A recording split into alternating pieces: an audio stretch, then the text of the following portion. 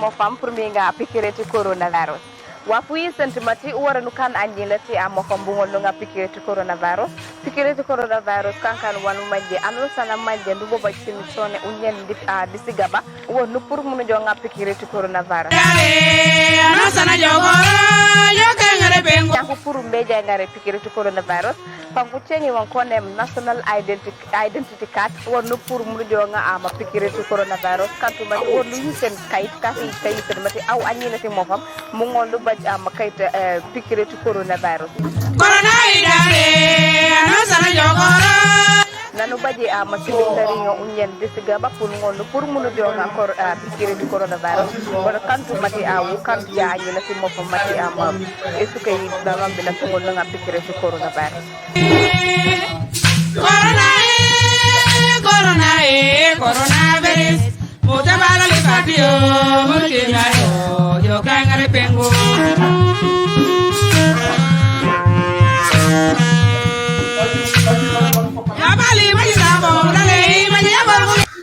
So as you can see, we are launching the blueprint today, and I don't have much to do.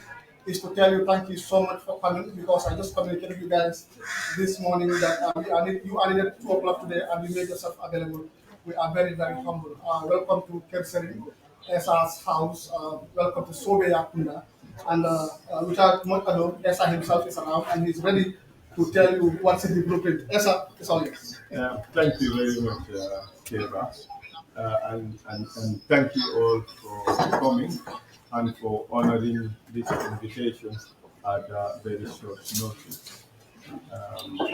We are very grateful for your presence here today. I had announced at the Cape Party program a couple of days ago that we would launch our manifesto today. Ours is called the Blueprint. It is a manifesto for Team Essa by Faal for President. Why do we call it a blueprint? For us, it is the blueprint to ensure a turnaround to economic development and prosperity for the Gambian people. In presenting this, in launching this manifesto, I would want to crave your indulgence to read out a statement that I have written for the Gambian people. Fellow Gambians, I begin by giving all praise and glory to the Almighty God for His many mercies. I am running for president for our beloved Gambia because our country is standing at a crossroads and regressing, while our people continue to suffer the indignities of poverty. The cost of living is skyrocketing out of reach of many of our citizens, including the working poor. And there are no effective mechanisms in place to prevent unreasonable price hikes. The ordinary people are at the mercy of predatory businesses whose primary interest is to make profit, while the government continues to impose punitive taxes that further impoverish our people.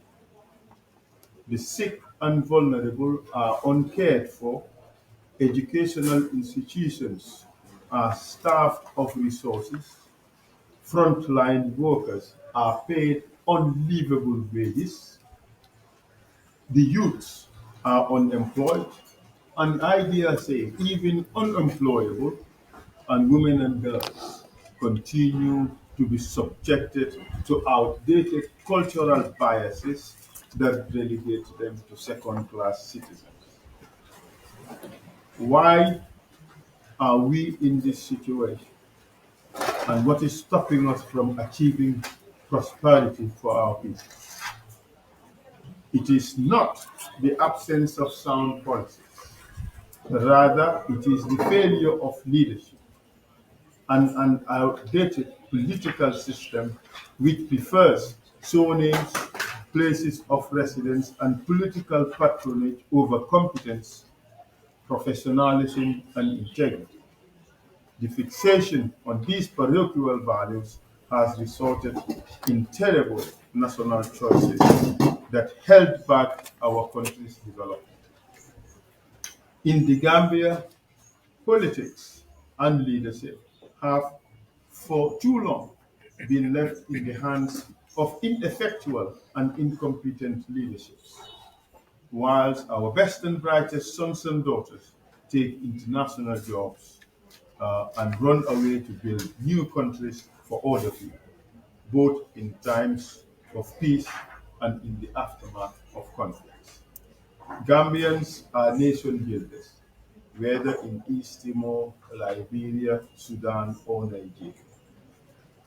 Before my father died in 2020, he told me that the country is underdeveloped because people like me ran away from direct participation in the governance of our country, leaving less capable people to govern the country poorly for 56 years.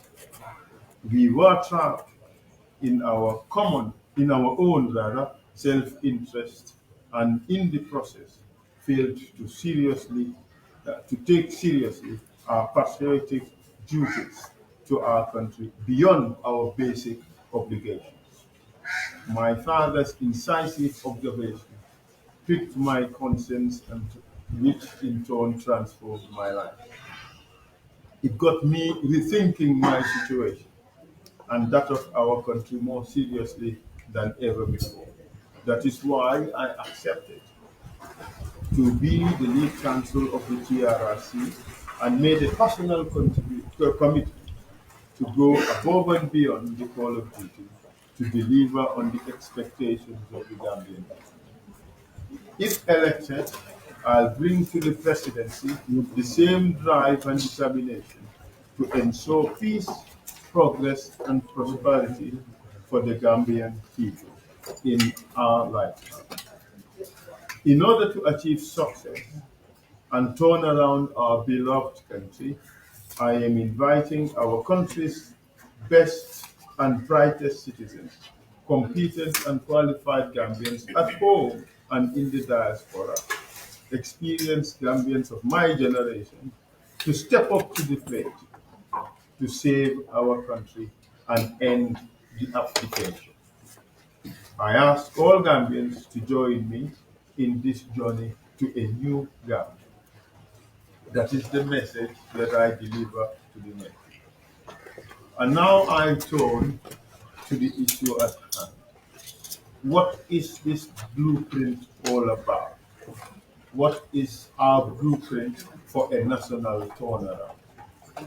We say, for a positive transformation of our beloved country, we need competent heads, able hands, appropriate tools, an abundance of result-oriented Gambians supported by a leadership with ideas to turn the country around to prosperity for all. This diligent approach will enable us to adeptly implement tried and tested best practices as well as new and appropriate innovative solutions. The Gambia is not in need of yet another long and convoluted theoretical policy document. We have many of these, and we've had a lot more in the past. Our country is in need of an action plan capable of implementation. We call it the Blueprint for Development.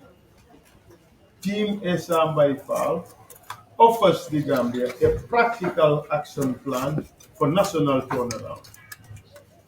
In its honesty, simplicity, and ambition, Every Gambian can play a practical role in our action plan for national turnaround, while equally delivering a framework by which to hold to account the presidency of Essa. What is the national turnaround we need and want? We want a national turnaround whereby the talents, skills, diligence, commitment, and also the kindness that make individual Gambians highly valued and respected across the world to define us as a small country with big excellence. At the present moment, they called us Gambians, small country, big noise. But we want to be known as small country with big excellence. This turnaround will not be the task of President Essa by Faal or Team Essa by Faal alone.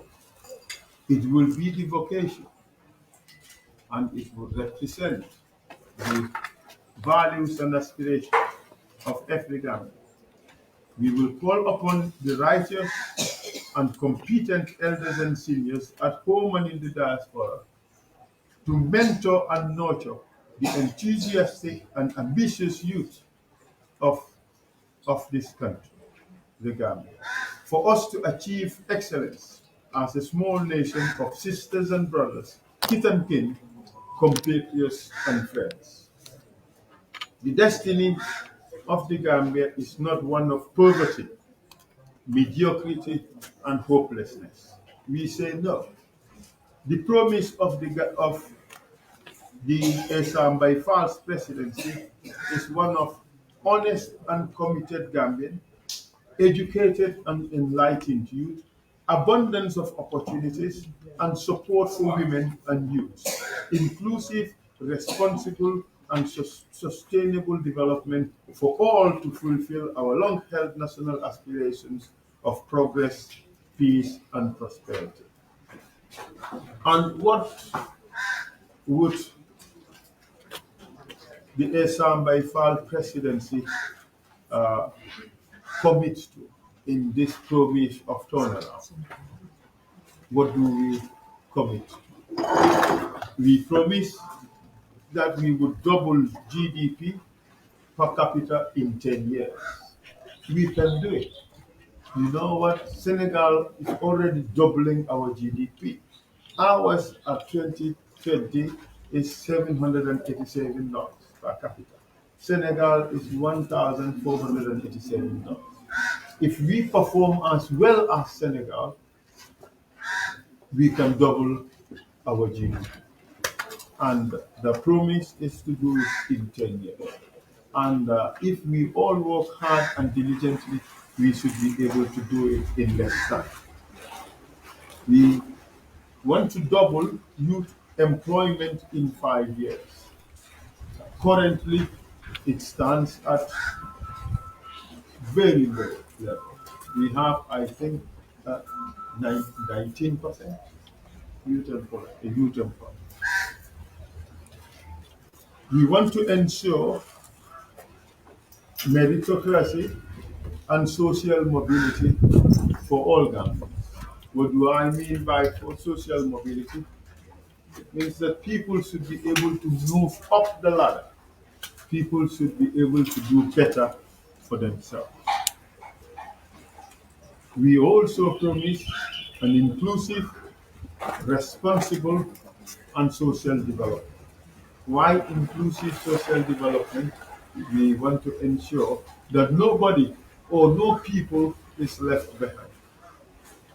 There should not be development for the Sarahule to the exclusion of the Wolof. There should not be development for the Manjago to the exclusion of the Mandingas. All of us should be included in the development of the country. And I do not mean anything when I give that example. I just needed to give an example. No offense to those groups that have been mentioned. An Essa Faal presidency committed to a turnaround away from theft, corruption, and waste. Everybody knows about the massive waste that is happening in this country. There are a lot of big vehicles that are plying the roads, running after private business or private interest, and not the public interest. That is massive waste. There are a lot of drugs that are escaping the hospital into private pharmacies. That is theft and waste. And the list goes on. And we promise a turnaround from poverty, retrogression, and indignity. I mean, the indignity that people suffer from being paid unlivable wages is telling. And we have to turn around from that. We have to turn around from incompetence, indifference, and negligence. That is, in fact, one of the biggest reasons why we are where we are today. We have to turn around from degraded services, demoralized workers, and patronizing government. We have made a lot of noise about the low wages that are being paid to people in this country. And there was this promise that they would raise the salaries. Nothing has happened yet.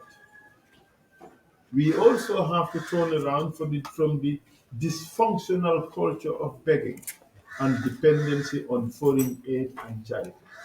I do say that a beggar culture is taking root in this country, and it is terrible. Why must we reduce our people to that? We should pay them salaries that are good enough for them to have a decent living, instead of paying them salaries that would just reduce them to the indignity of calling somebody abroad and begging them to pay school fees, or calling them, begging them to send you something for their pass or for transport money. We have to turn away from all these.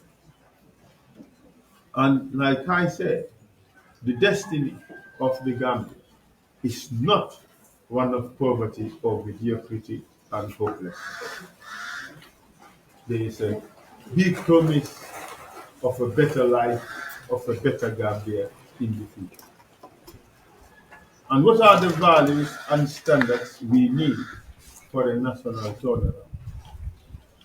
How do we achieve this?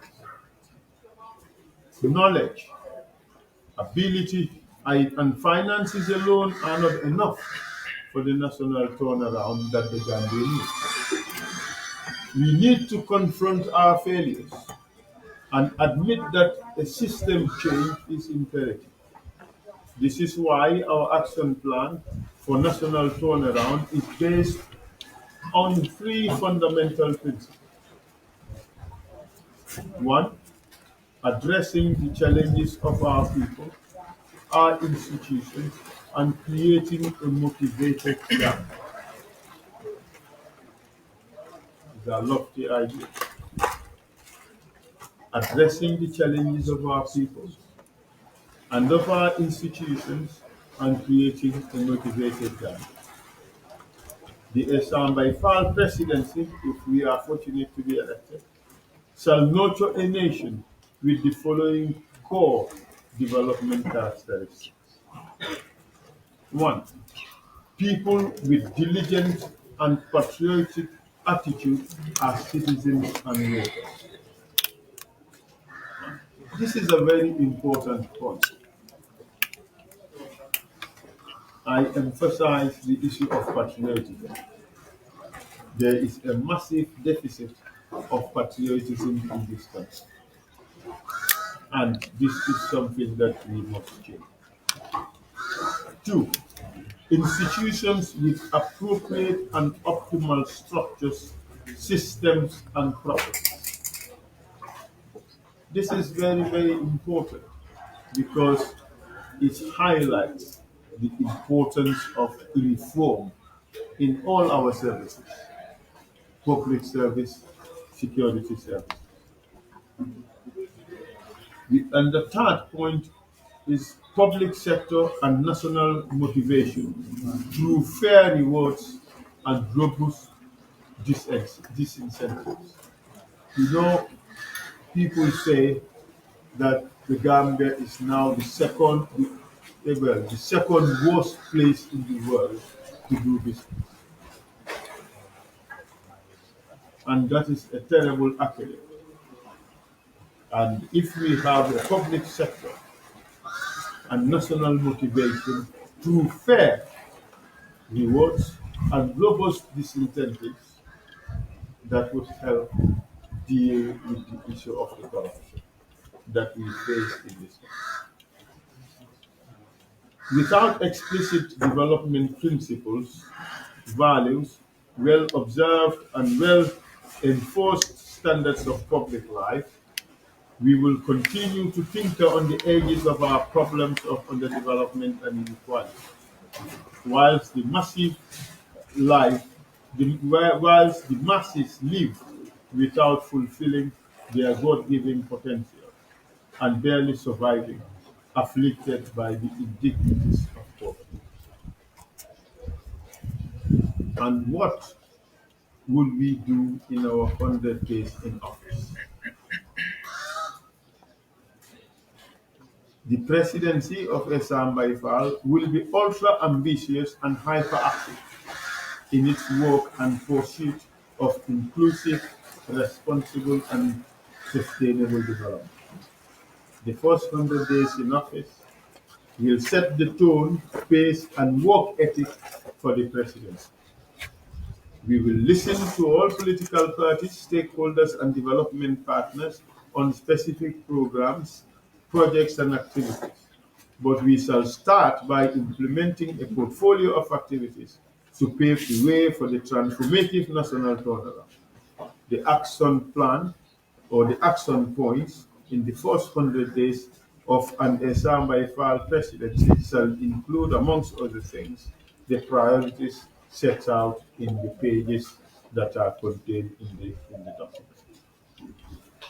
In the first 30 days of our government, if we are elected into office, shall lay the foundation for a new Gambia anchored on the unbending principles and values of transparency, human rights, and the rule of law, or the rule according to law, and not the rule according to man.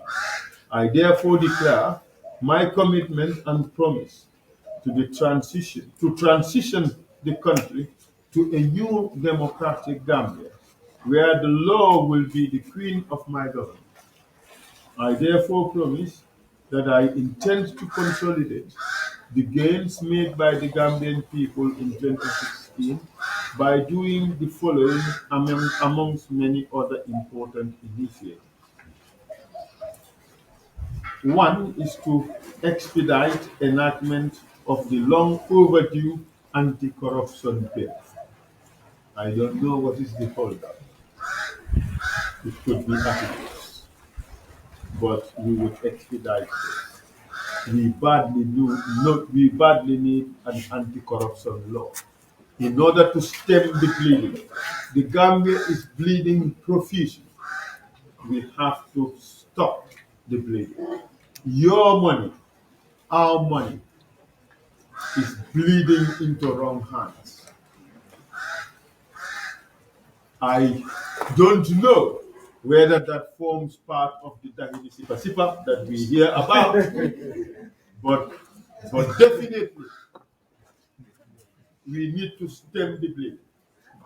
And in an Essa Faal presidency, we would ensure that an anti-corruption law is put in place expeditiously. The Gambia has spent $110 million in search of a new constitutional order. For those of you who are interested in constitutional law or the governance architecture of this country, you would know that we have put in place a commission to search for a new constitutional order which ran all over the country and abroad in the diaspora, trying to identify the wishes and aspirations of the Gambian people as to how they should be governed. This crystallized into a draft constitution which was submitted to Parliament for adoption. And they deliberately killed it. They killed it for political expedience. Its selfish personal reasons trumped the wishes of the Gambian people. And in the process, $110 million was thrown in the garbage.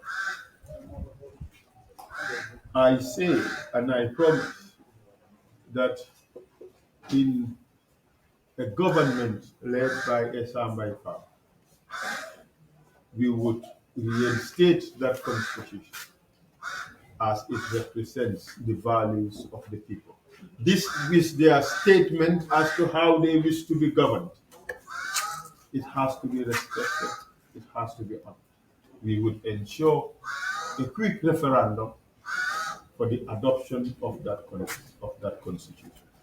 All of us do know that we have a pro-dictatorship constitution because it was the 1997 constitution is a constitution that organizes and strengthens a dictatorship. We say no to that constitution and we want a new one. And I promise that in a government led by Essa and by Faal, we will deliver on that wish of the government. We should also expedite the enactment of the Elections Bill 2020. It is unfortunate that we are going to elections in 2021 on a law that is based on a 1996 decree. I do not think that speaks well for this country. It also drives a big nail in the transition program of this country. Were we serious about it? It does not seem so.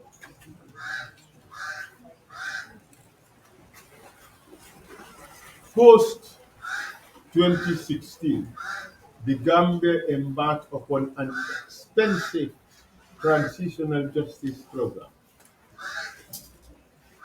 which, amongst other things, would give rise to a report by the Truth, Reconciliation and Reparation Commission, in which I do believe, I'm just guessing here now, that over $3 million has been spent on it.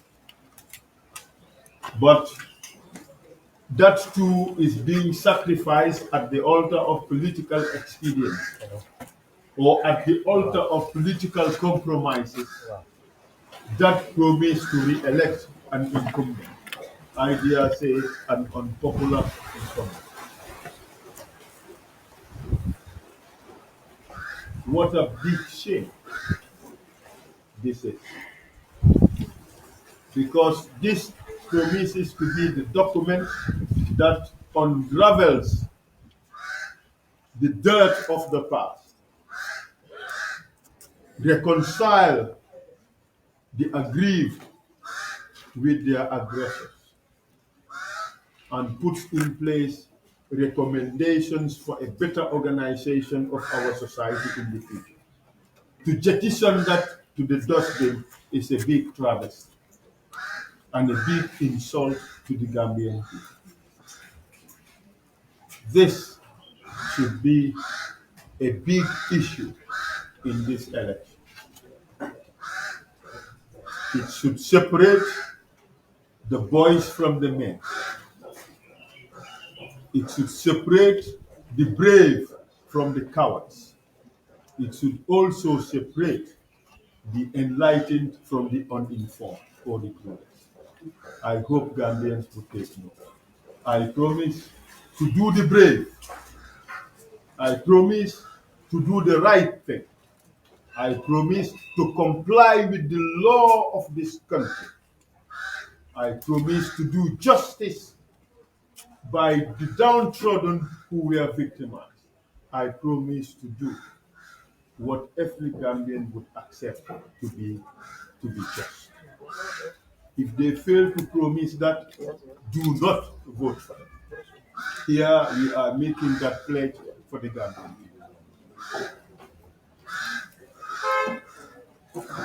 So in that regard, I accept to implement the recommendations and findings of the TRRC. Since the beginning of post 2016, we've been searching for a security sector reform. We thought that this country was wallowing in gross insecurity, that we had to import foreign troops into the country during peacetime. This is an aberration. I have worked at the United Nations. I have worked at the United Nations Security Council. Rarely would you see a peacekeeping operation in a time of peace. It is an aberration. It is, in fact, a contradiction in terms, but we have been subjected to that through make-believe or through unnecessary fear. And also the degradation of our own security forces by subjecting them to the humiliation of being sidelined for one's comfort.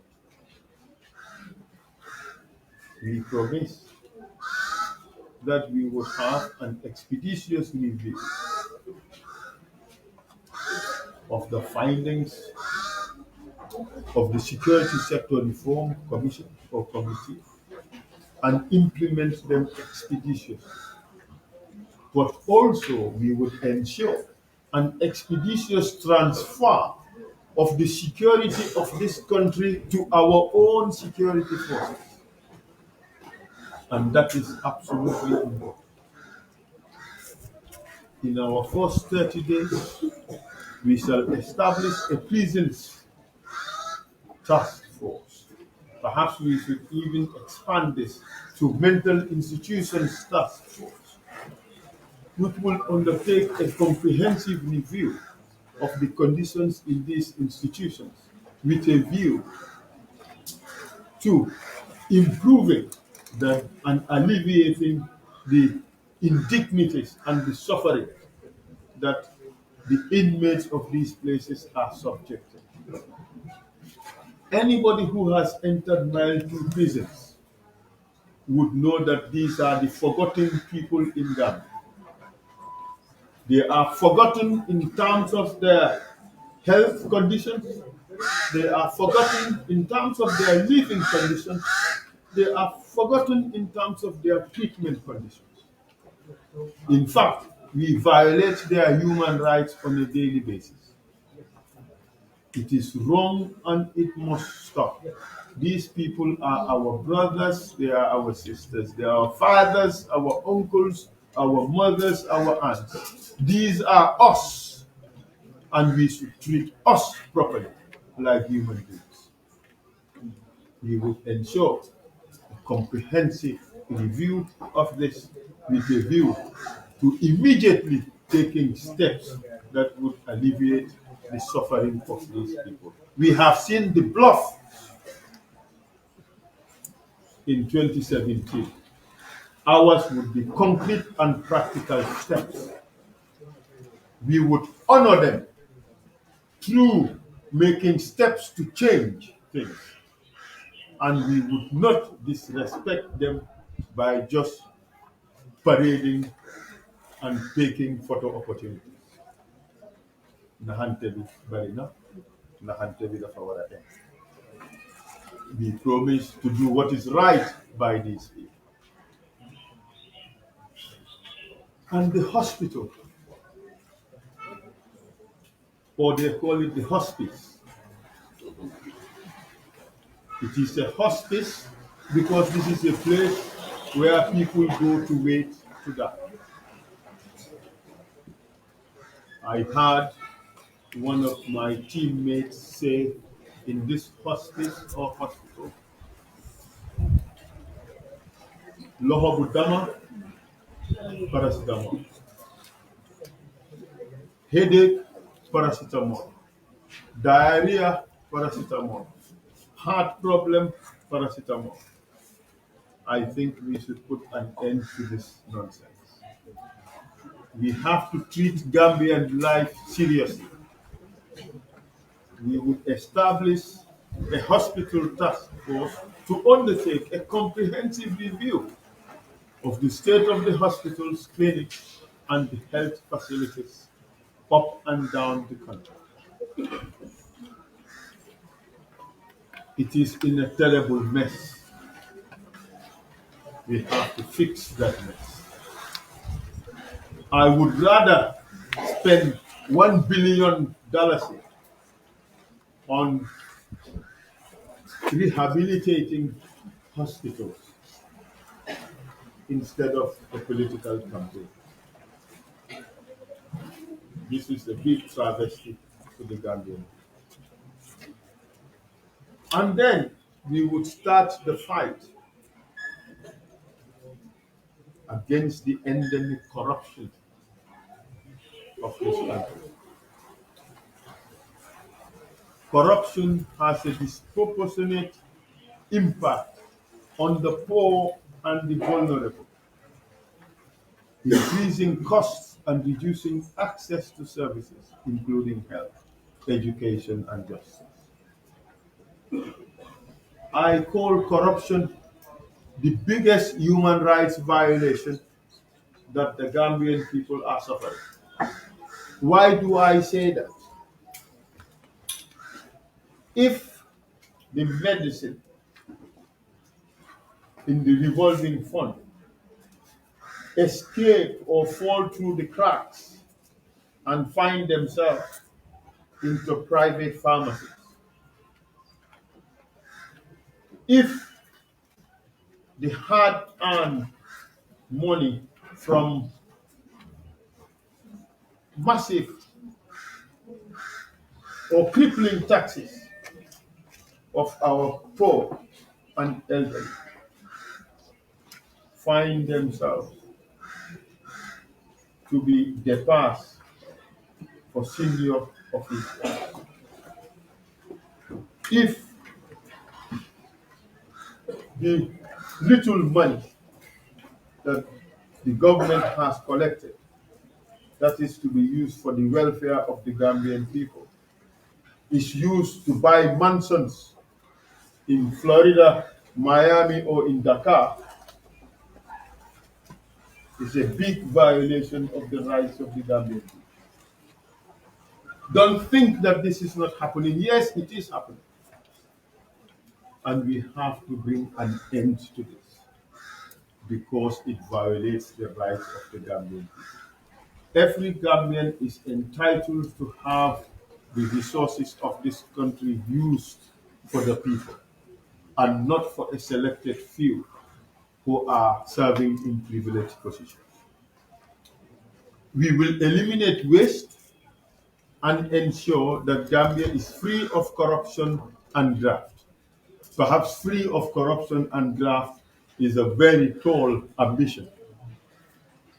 Let us say we would significantly or drastically reduce this.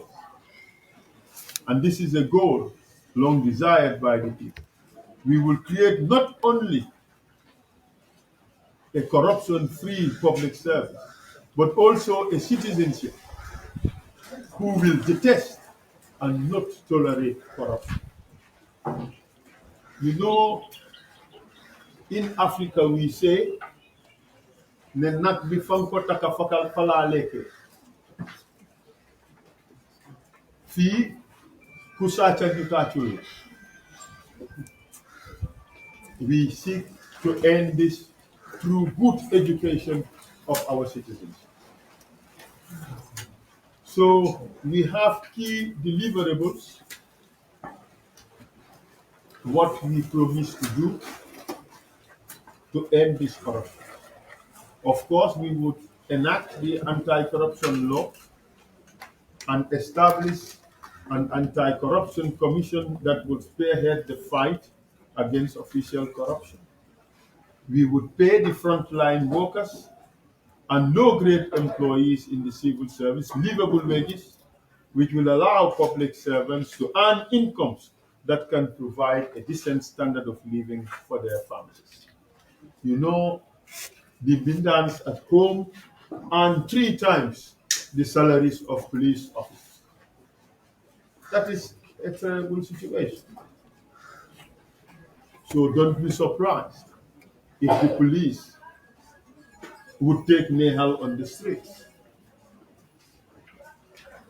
We want to pay government workers, including the police and service providers, salaries that they can live on, salaries that would enable them to have a decent life, and not reduce them to the indignities of taking Nehal on the streets. We want to enforce a zero tolerance policy on corruption and government waste to mitigate the destructive effects of official graft and that holds back socioeconomic development. You know, somebody told me that if there is a conference abroad, it does not necessarily go to the rightful person. It goes to one of the most senior persons in the office because they chase after the party. If it is a conference locally that pays an allowance, it goes to those at the second level. If it is one that gives only lunch, it goes to those who are at the third rung. If it doesn't pay any allowances, it doesn't give any lunch, nobody attends. What a terrible situation.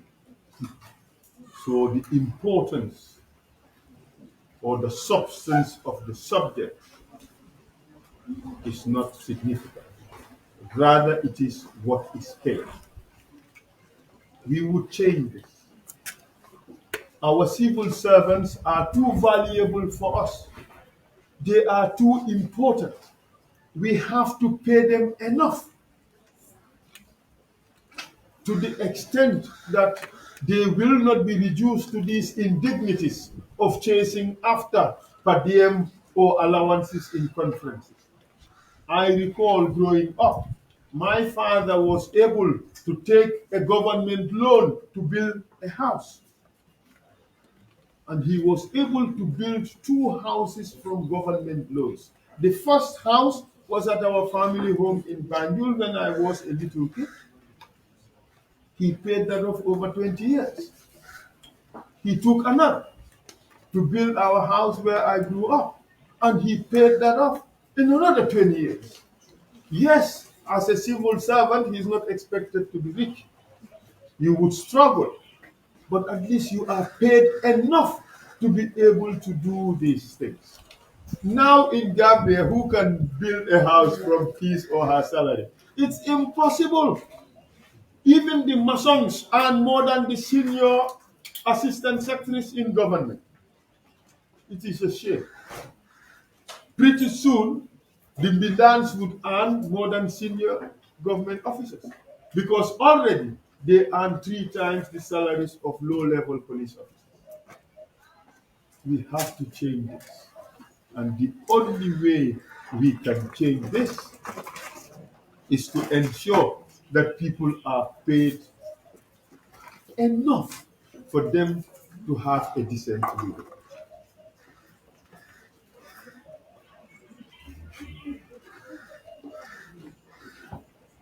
We will implement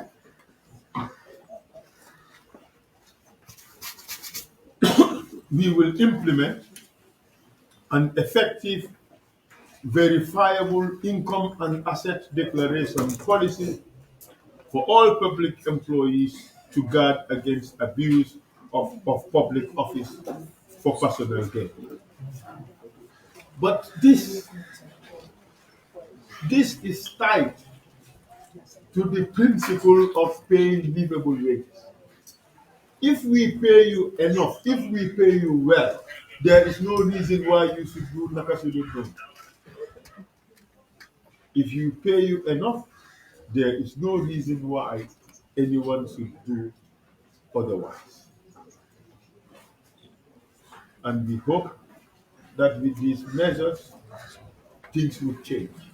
If they don't change, we would put in place certain enforcement mechanisms that would ensure justice for all wrongs done. Corruption will never be maslahal. Corruption will be prosecuted. That is what we need in this country. If we are to get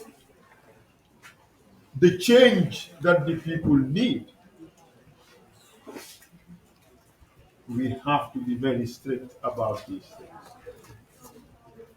But you see, there won't be any excuse for public officers. I trust them. I have worked with some of them. I have interacted with some of them. Those that are corrupt, at least some of them, are just succumbing to some terrible circumstances that they find themselves in. They have no choice. Well, now, in the presidency that we did, we will give them a choice. If they are paid well, they won't have any reason to. But if they do, we will go after them. So we are saying to government officers, you don't have to worry. You don't have to be scared. We are helping you to be what you want to be, which is being straight and honest and diligent public servants who serve your country well. And we would help you to do that. We would try to revive the economy. It is now in slumber. And we would create a functional, participatory, and efficient economy for our times, based on sustainable growth and macroeconomic stability. We will eliminate waste and introduce cutbacks in government spending, privatization of state-owned enterprises, increase foreign trade, and remove barriers to trade, liberalization of interest and exchange rates. We would also elevate the educational standards in this country. I have always said that we don't provide the Gambians with the education that they need for the development of this country. So we would improve the quality and relevance of education in the Gambia by strengthening national capacity to address challenges of teaching and learning, including teacher-related challenges. We've introduced access to early childhood education and development programs, especially for children from disadvantaged backgrounds, to help reduce educational inequality and to ensure that all children begin formal schooling on a strong foundation. You know, maths is a big problem in this country. It's just because that they are not, kids are not exposed very early to numeracy, and we will change that.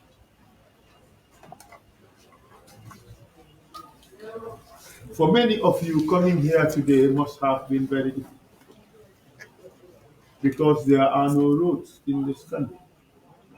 The few that are in very poor state. We would put in place appropriate infrastructure in this country. So we would have and infrastructure transformation. A recent World Bank study found that the poor state of infrastructure in many African countries, including the Gambia, reduced national economic growth by 2 percentage points every year and cut business productivity by as much as 40%, making Africa, in spite of its enormous mineral and natural resources, the region with the lowest productivity levels in the world. We will create a network of infrastructure to help move Gambia into the 21st century and boost our country's economic growth.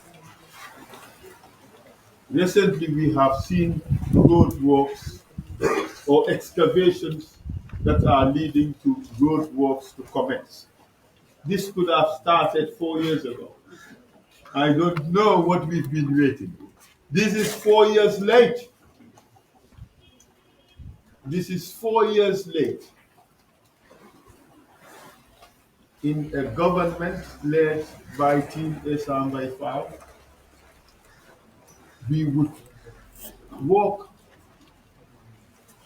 very hard to ensure a quick transformation of the infrastructure of this country. The roads are in a palpable state, in an embarrassing state. We have to do something about it. This is one country, one road. From Banjul to Koina, it's one road. We have to change it.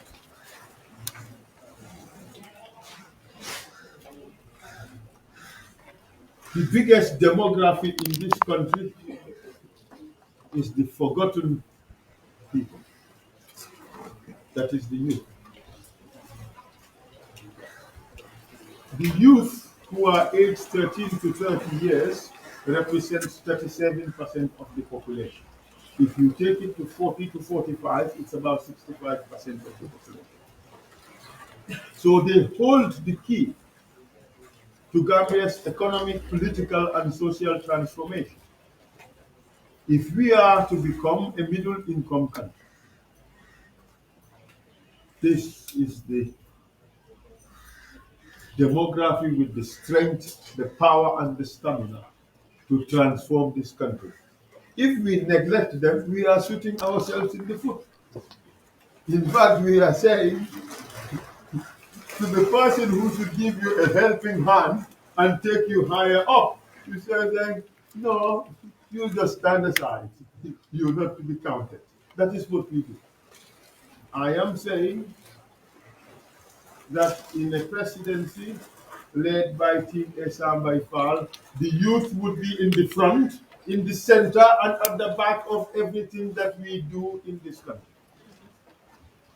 They would be the engine of growth and the vehicle for the transformation of this country. So all programs in this country would be youth-centered and youth-driven. We would ensure youth representation in cabinet. We would ensure youth representation in parliament. We would ensure youth representation in every sector of the economy. We would ensure that the youth play a huge role in the decision making for their future, in the decision making for this country. Our commitment is to systematically transform our young people into active, dedicated, patriotic, and productive citizens. You see, if you don't, you won't love your country if your country doesn't do anything for you. We want to change. We want to change.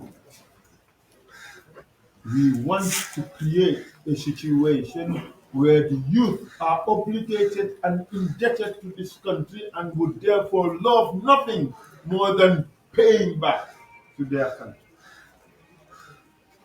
So the youth would be in the center and front and the middle of everything that we do.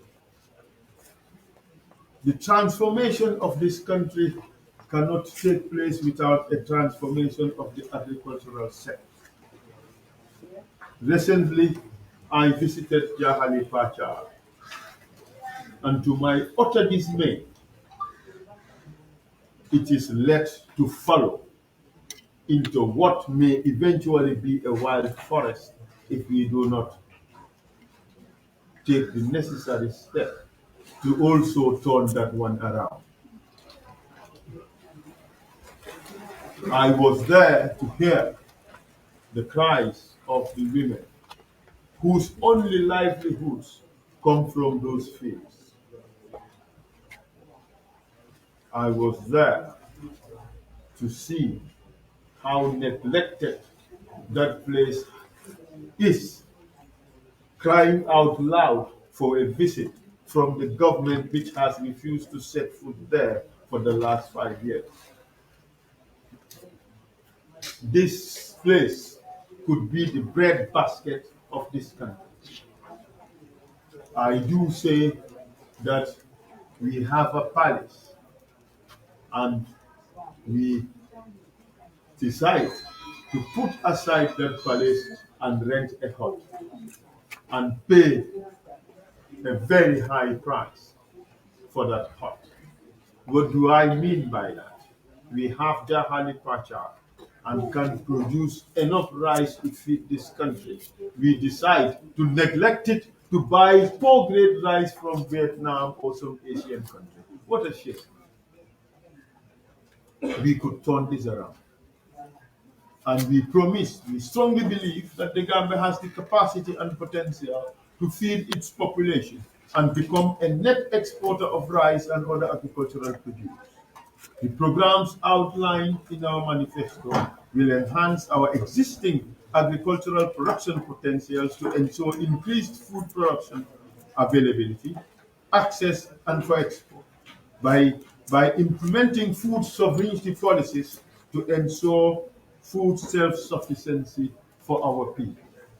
You see, I believe that a country that cannot feed itself is a country that is doomed. Our policies are aimed at ensuring food sovereignty. I like that term. It's a beautiful food sovereignty. It's another beautiful, a romantic definition of self-sufficiency. Thank you, guys. I learned something new. You guys have done very well.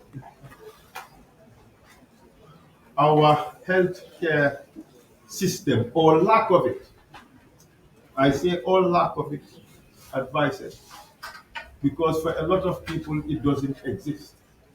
For a person needing dialysis, for a woman needing a mammogram machine, our healthcare system does not exist. It exists for some in Senegal. We have to change this. I have just said instead of spending $1 billion on a personal enterprise,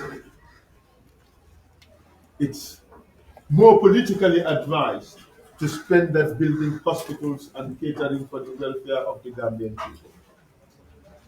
I think that would make better politics. And Essa by Faal presidency promises to improve the quality of life of every Gambian by providing access to quality healthcare services in safe health facilities. I underline that, in safe health facilities, with the primary focus on preventive care instead of emergency care. You know, growing up as kids, we are taught, better safe than sorry. I'm sure all of you know that adage. Huh? Wow. For mo gen kamach, moito gen de. Pagaro gen faju. I think these are words of wisdom that can also advise us in our national politics and also in our governance. If we apply that in the health sector, I think we can focus on preventive care instead of emergency care. In addition, we can improve the overall health of the public by running awareness campaigns and introduce testing camps in remote areas, thereby reduce patient load and provide vital health awareness. You know what? The patient load is a big problem in this country. I understand. I've seen pictures recently of people lying on the floor at the main hospital in Mali. That is a shame. That is really a shame. We should do something about it. So we would do something to revive the health sector. I mean, and amongst the policies really one should one should also think of is to establish medical insurance to ensure that at least there are greater facilities and greater care for the people. Information and communication technology. You know, the kids of today will talk more mainly about megabytes. They talk mainly about browsing. They talk mainly about FaceTime and WhatsApp. And this is important because our lives nowadays revolve around this. You see, when you drive around the country, you have those pockets or black holes where you cannot communicate. It's all because of the rudimentary facilities we have in our information and communication technology sector. We are doing well, but we can do better. So we would invest in key ICT initiatives to position Gambia for the economy of tomorrow, not the economy of today, for the economy of tomorrow. A technology hub that will create a solid, uninterrupted, and cost-efficient ICT service to empower the Gambian people with access to information, job site opportunities, and services that improve their standard of living. I think we can do this. I think we can do this. I have said that the women of this country have suffered from the inequities of the past, discrimination, and certain traditional practices. We should recognize and enhance women's socio-economic and political participation and contribution in national development. Investing in women's empowerment set a direct path towards gender equality, poverty eradication, and inclusive economic growth. Women make significant contributions to our economy in businesses, on farms, as entrepreneurs or employees, or by doing unpaid care at home. So we would put in place policies that would significantly empower women. One of the policies I had previously outlined is to ensure the 50% cabinet positions for women. Uh, that way, the women would not be so disadvantaged in cabinet. But there are other interventions, some of which I can mention, like improved access and representation in executive and legislative bodies of the state, improve access and quality of women's physical and mental health through quality services. You know, I always give this example. There is no mammogram machine in this country. It's a big mistake. We are living in the 21st century. We should ensure that these facilities exist for the women of this country. We have listed the key deliverables that we hope to achieve on the issue of empowering women. And security sector reform We want to create a security sector that is in tune with the needs of the citizenry of this country and restore the dignity in serving the nation, whilst promoting the best and brightest to join and serve. Respect for the rule of law and for human rights, accountability, transparency, and commitment to the democratic ideal value are a must necessary of the reform process. There are some key issues here to encourage our best and brightest to join. I recall growing up, we used to say that in depot, education no matter. That mantra still seems to exist in our security force. But it is changing. The other day I went to the police and it was quite refreshing to see many very young and highly educated Gambian serve. We should encourage this. And all changes in the security sector should include encouraging the Gambia's best and brightest in joining. And in ensuring our security sector reform, we should responsibly end economic mission in the Gambia within 6 months of taking over. I do believe we can even do it in 3 months. We should train Gambian security forces with trades and other academic specialties to prepare them for jobs. We can transform our army into a professional corps of people with skills and professions who also serve their country. They could be the builders of this country. They could be the people building the roads and bridges of this country. They could be the people building the schools and the hospitals of this country. And they would proudly do so. So, the security sector reform should include empowering these people to become professional tradesmen, people who can really benefit themselves with their trades after they leave the forces.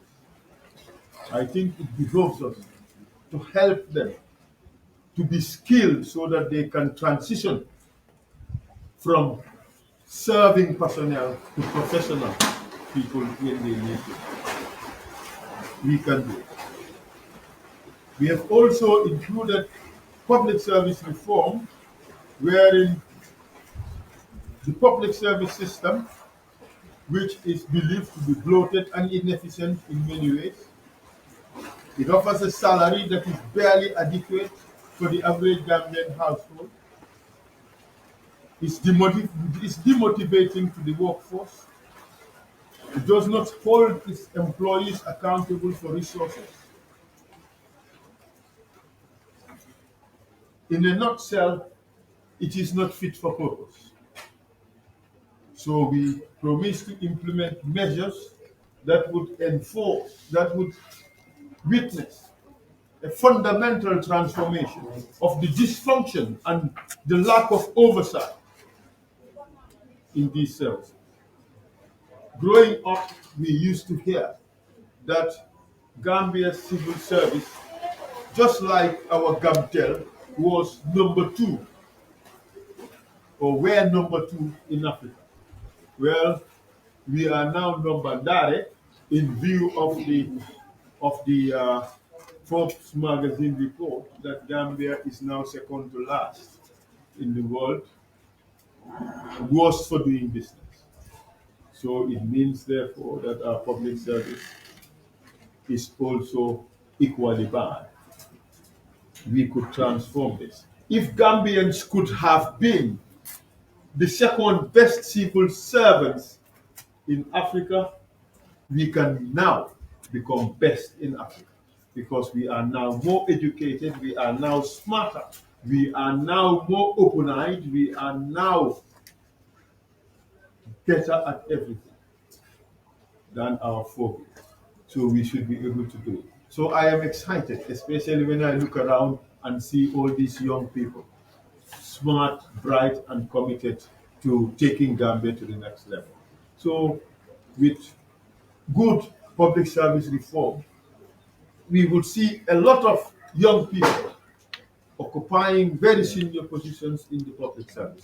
It is doable, and we promise that we will deliver on that. Our diaspora engagement. The diaspora is now bringing into Gambia, at least in 2020, $578 million. That is 48% of our GDP. That is almost one half of what Gambia makes comes from the diaspora. This is a very significant and important demographic that we should embrace fully, encourage, and assist and support to continue to do well and even better for this country and for themselves. So the single most productive sector of the national economy is the diaspora. And the continuing importance of the diaspora in many other sectors, including household economies, helps to offset the sluggish performance in key sectors of the national economy. You know what? In many households, if money does not come from the diaspora, at the end of the month, it spells disaster. We all know that. That just shows their significance. Despite this important contribution, the Gambian diaspora remains politically marginalized. And as we have seen, today they have been denied the right to participate in national decision making, including the right to vote in this upcoming election. What a shame. But you know what I tell you, don't be discouraged. All those of you who are in the diaspora watching, we promise that our policies would be very diaspora friendly. Because by being diaspora friendly, we are being Gambia friendly. And by being Gambia friendly, we are helping the development of this country. Be rest assured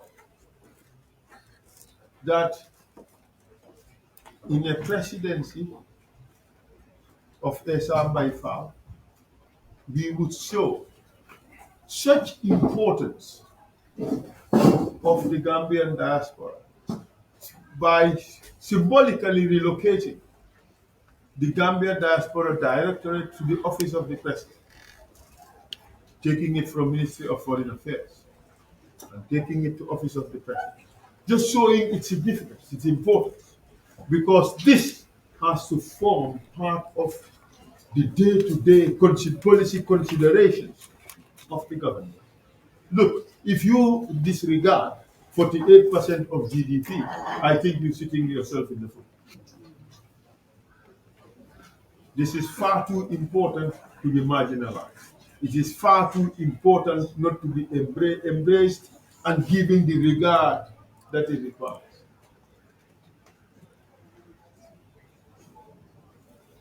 You know, one big problem for the diaspora is the fees that are paid to transfer money to Ghana.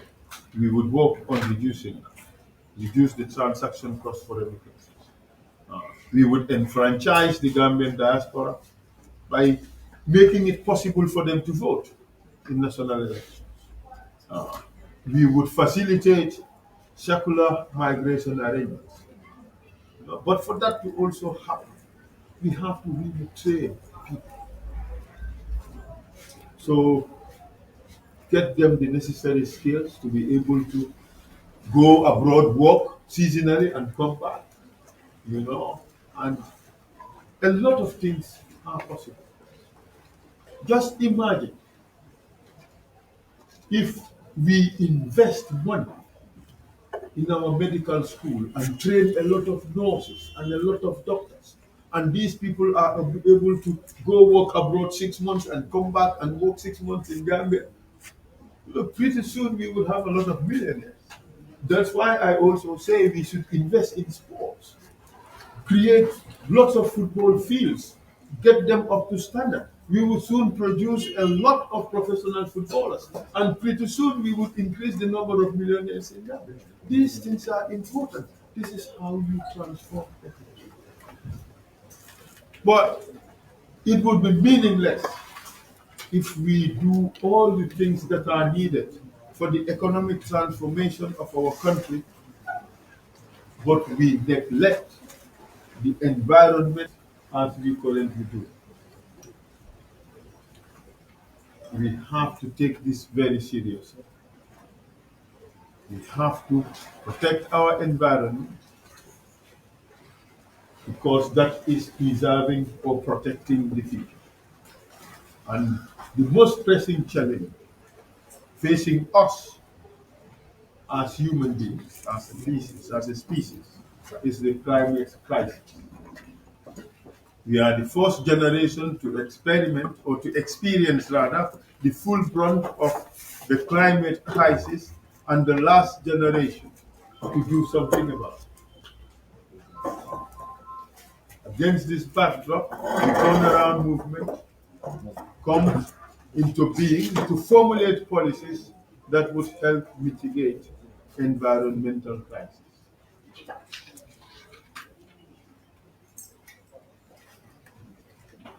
We would review our current National Environment Protection Act to safeguard and restore our environment. We have listed lots of policy interventions that would help to enhance and protect the environment in this country. But one key point I want to emphasize is the importance of enforcing our laws that seek to protect the environment. Just few weeks ago, a very important bat sanctuary was sold or given to the Chinese for some hotel development. I understand that some 650 species of birds fly to that place as their sanctuary. That should be protected and not jettisoned to predatory businesses that know no better than to come and desecrate your environment, take the profits, and run away to foreign countries. We should not allow it. Thanks to Ahmad and Co. for standing firm and not accepting that. The presidency led by us would give due regard to the protection of our environment. You see, Gambia is very small. This is the only place we have. If it becomes so hot that it is unbearable, we have nowhere to run to. See? So we have to do something about it. And you know what? A good chunk of the population of this country depend on tourism for employment. If we desecrate our environment, well, the tourists would not come here. And we'll be shooting ourselves in the foot. We have to do everything possible to protect our environment. And you know, Gambia is famous for one important thing, the Banjul Declaration. We should hold firm to that. It is very important. We have a copy of the blueprint. We will share it with journalists. And we believe that this can help galvanize and spawn a swift economic transformation for this country. Thank you. Thank you very much.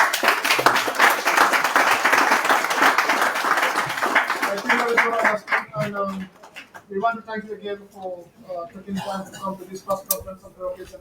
We will take 5 questions from the media. As you can see, we have other engagements, and we have other media engagements here in the evening. So, your name, media house, and if you have 1 or 2 things to ask, then we will accept only 5. Then we will call your name. Name, media house, or any player. Is this player enough? You don't have any questions? You must come from the media. Team MS.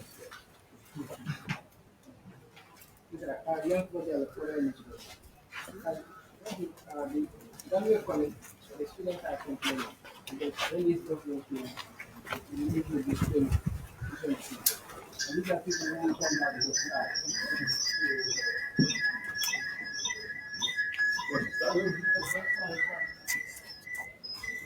So, what is your plan towards the Gambia college? I want you to do that. I know about the problem of Gambia College. While at the TRRC, I have had the pleasure and the privilege of meeting a lot of them. And the problem of school fees is a big one for the students at Gambia College. But it's not just Gambia College, it's everywhere. The university, everywhere, it's a problem. I do think that education should be made very accessible to the people. And how you do that is by reducing the fees and making them affordable. Just imagine if the salary of a police officer is 1,500 a month, and that police officer has a child at Gambia College to pay $15,000 per annum. How is that police officer ever going to be able to pay those fees? You know what? His salary is only $3,000 more than the requisite fees. You understand? He has to live, he has to feed for family. And invariably he would have to pay rent. Because if you earn that salary, it's unlikely that you would own a house. And here the rent you pay 6 months in advance. So we trap them into certain indignities because they have to do something to get back. And that's why the problem of Gambia College is very significant. I have come across many who could not pay. The college bends over backwards to give them payment terms, just to help them to be able to pay installments. But that is not a solution. We have to look into this. I think the government should put in place a system of assisting students at tertiary level to be able to pay fees through some form of financial aid. I know that for a developing country, it is difficult for the government to pay the fees of all tertiary education students. But I do believe that for those who are going to work in critical institutions, it should be the responsibility of government to pay. And that would be an incentive. Like say, those studying medicine and nursing, it should be free. Those who are studying to become teachers, it should be free. Why do I say so? These are services that we badly need in our society. We will never have enough doctors and nurses and teachers. We can have enough lawyers. We can have enough accountants. We can have enough historians. But we would never have enough doctors. We would never have enough lawyers. We would never have enough teachers. So I think it is good policy for government to reduce significantly the fees for these people or for government to pay. That is one approach to dealing with it. There are obviously other approaches, but I acknowledge that it's a problem, and we have to do something about it. Especially those also who are doing Quranic education or Islamic studies or religious studies at the college. They are the most forgotten. Those at the madrasas are also forgotten because what is their prospects to get jobs? Those studying Quranic studies, what is their prospect of getting jobs? We have to look into this, and either government ensures that alongside their Quranic education, there is also English education to render them functional in the civil service that is based on English. But we have to do so because you know what? A good segment of the population are studying in Arabic, but we reduce them to waste because they cannot work for government except where they are interpreters or protocol officers, and that is for the lucky few. But these people are as educated or even better educated than some of us. So we should do something. I recall my dad telling me that when he was teaching at Crab Island, he had to help fight for graduate teachers in Arabic for them to be paid like graduates because they used to be paid as unqualified teachers. That was very unfair. He told me and he even showed me some of the letters he used to write protesting why these teachers should not be paid or recruited or hired as graduate teachers instead of unqualified teachers. You see, that fight still continues. We should ensure that these people are rendered useful in a Gambia government. And the only way we can do it is to structure their training in a way that would make them functional in the Gambia government. And I think we can do it. Thank you. We'll take one more question. Name and media house. Yes, guys. Sorry. Yes, sir. Stand up, name and media. My name is Diego from the private sector partnership is key in any context economic development, and that is something that actually has a problem with your state. How do you intend to tackle this? Well, you see, private-public partnerships cuts across all sectors. What you have here, like say, we did not do the typical manifesto of 200 pages, blah blah, boom boom, theorize, and takes the niceties of economic concepts and then you just plaster it on the paper. Oftentimes, it's a cut and paste job.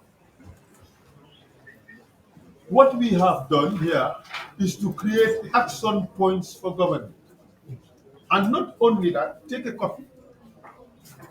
We'll give you a copy. And not only that, we have introduced what has never been done in a manifesto in this country. Is to show measures for success. You understand? This is what we promise to do. And this is how you measure our success. You understand? So it's a new way of doing it.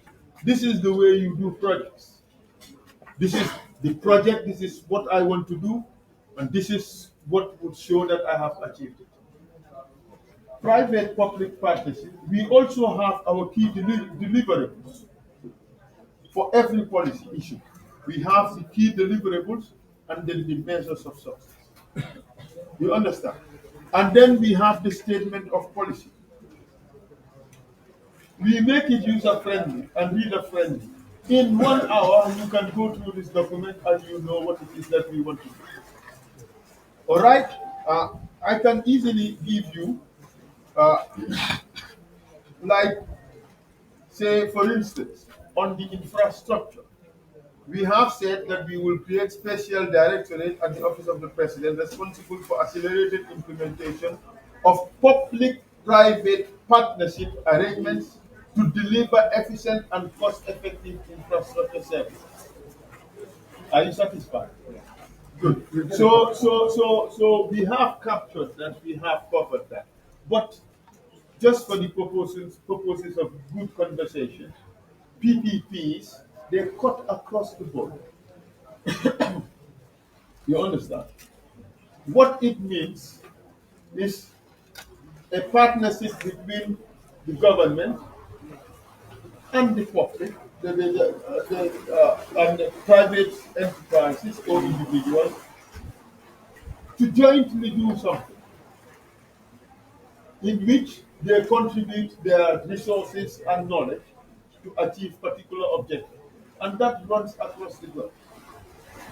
Just imagine if Gambia intended to build, say, a bridge between connecting Banjul and Bara. Right? We can say, let the Gambian diaspora come up with $1 billion. Correct? And we take a loan of another $1 billion from somewhere. And we do it and we put a toll. That company will be paying dividends to the investors. You satisfied? Taking 3 more questions. Yes, stand up, name and media. Okay, my name is Howard Suso and I work with the Fine Gambia TV. Cyberbullying is something common in the Gambia here, and the youths are more affected when it comes to that. So, and I have been listening to the manifesto of many politicians, but I never heard of something like that. And it's something that is very serious. And we, the younger ones, when we experience such kind of things, at times the trauma alone can even make you commit suicide or any other thing.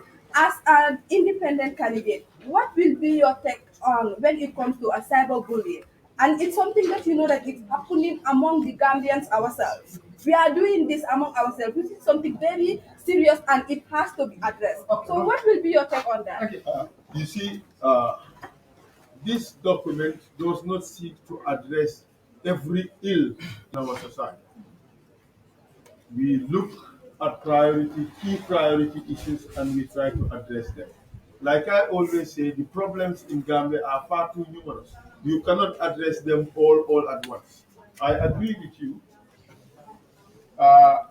Cyberbullying is a big problem, especially now when almost all youths embrace social media. So something has to be done about it. But cyberbullying is no different from any other crime, except that there can easily be witnesses to cyberbullying. All right? So what you require is a robust criminal justice system that is able to police the cyberspace, the internet, monitor it, and detect crimes or violations and be able to prosecute. That is what you need. And that is why our ICT policy has to be on point. You see, you can fix the problem through simple legislative amendment of the criminal code. All right? You remember, yes, you remember there was a new law that was proposed by the former Minister of Justice, wherein they tried to outlaw insulting people or public officers. All right? You know, that would have included insulting people in cyberspace. That also includes cyberbullying. You understand?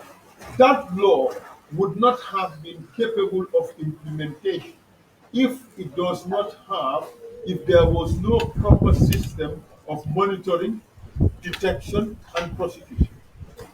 So for that to happen, you require good ICT policies and good innovation in ICT to be able to do it. And that is why, if you look at our policy on ICT, we have as one of our measures of success improve ICT security to protect personal as well as confidential and sensitive official information, to encourage greater business confidence in e-commerce and to stimulate digital information and ease of digital migration to online businesses.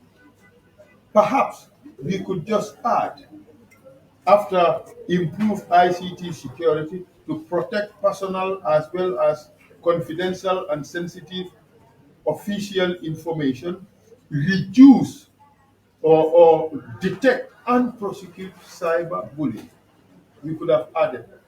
But the important thing here is, first of all, not first of all, to criminalize it. To criminalize it. And for that, you would require reform in the justice sector. You'd have to reform the law. And then you need to have good ICT infrastructure for the detection. You have to be able to police it. But be rest assured that a government led by us would be a very youth-friendly government. And in that regard, we rest assured that we would take good consideration of this fact and it would be addressed. We're taking two more questions from Okay, Jerry. My name is Ibrahim Jallo. I'm from DRF. You mentioned very clear and ambitious development plans and programs for the country to the political power.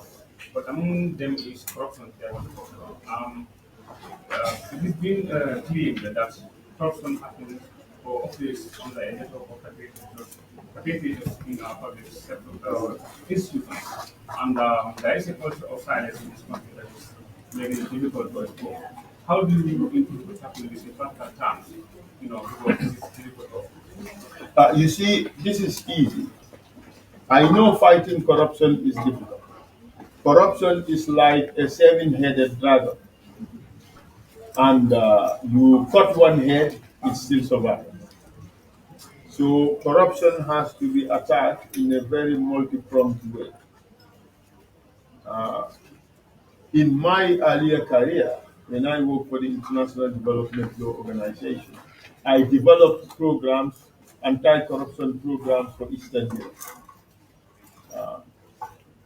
And one of the problems to be addressed included dealing with the problem of silence, because silence is the fertilizer that helps corruption grow.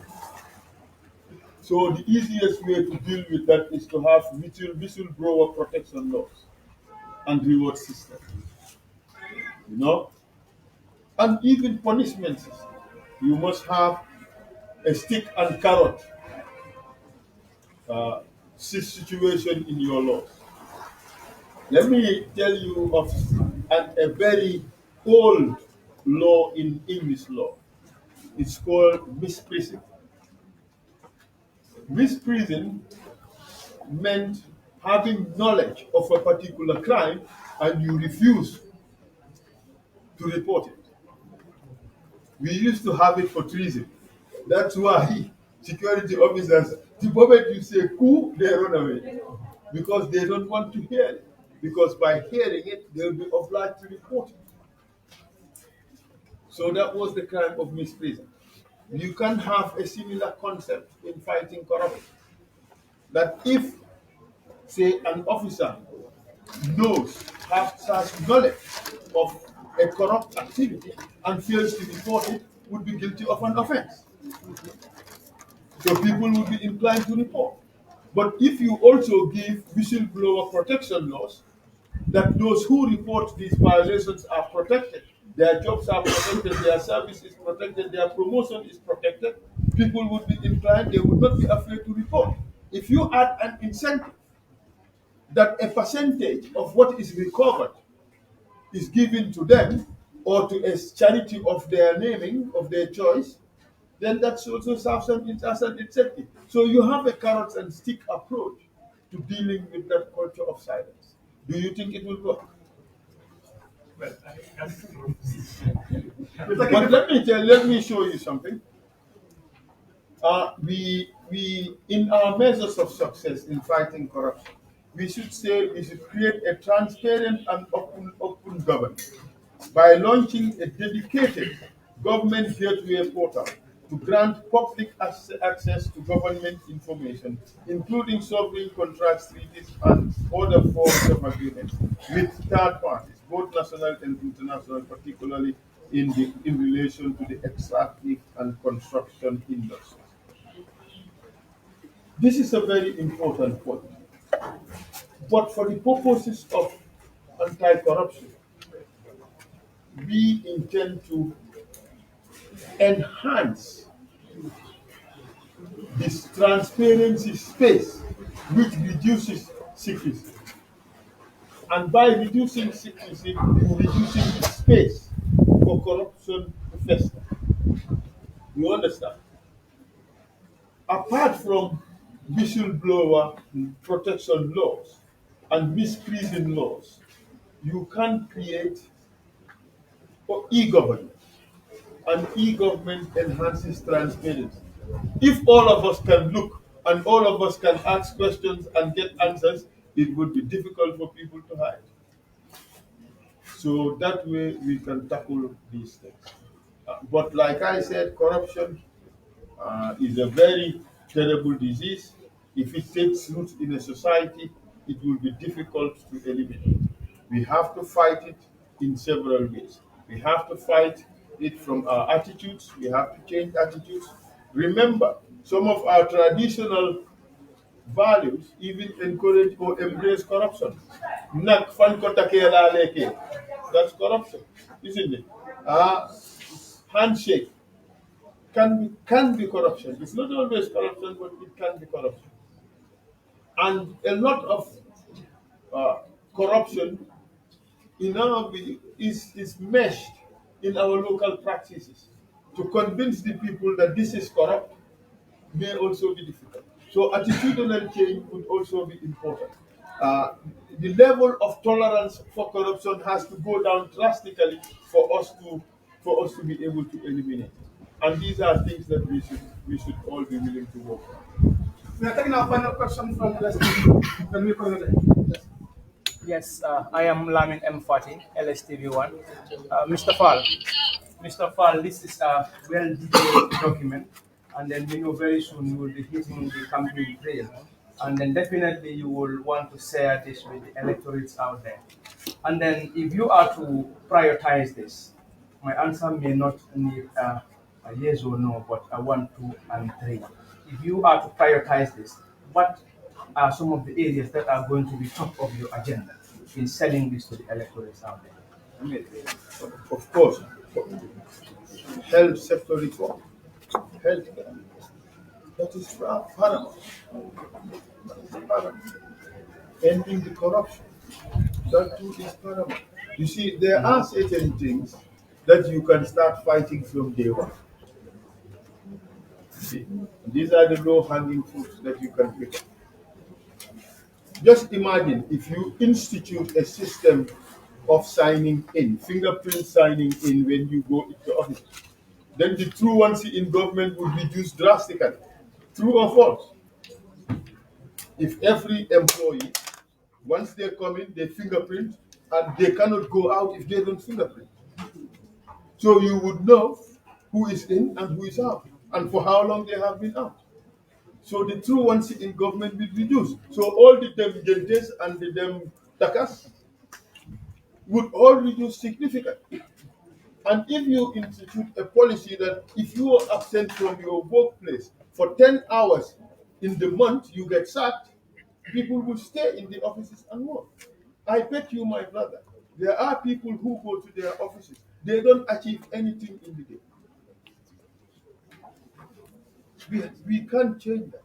If you do put in place an e-government system which monitors job tasks and time spent to do them and the deliverables and whether they are achieved, you can easily catch those who are working and those who are not working. So we can do things, we can make things happen. It all depends on two things: the ideas and the political will. We have both of them. Thank you very much. Thank you. For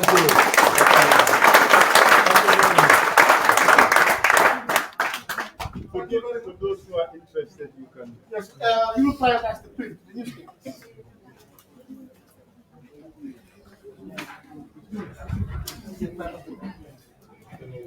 You can start the second time then for communities are busy.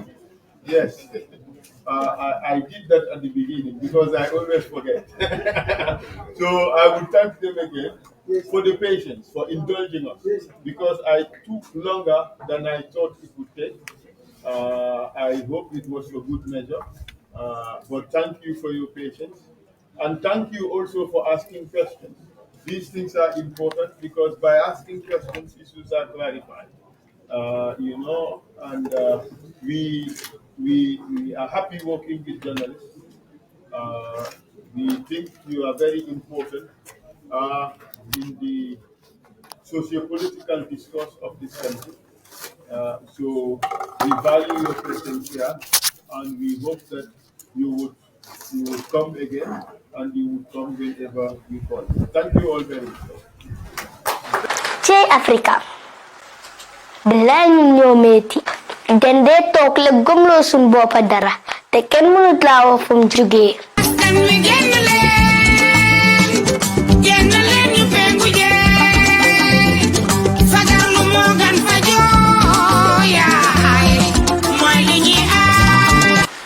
ñu bari ñu ne péngu coronavirus bi dafay tax ba doo mën a am doom te amuñ ci benn firme kon fexe leen ngeen dem péngu ji pour aar seen boppa ak askan bi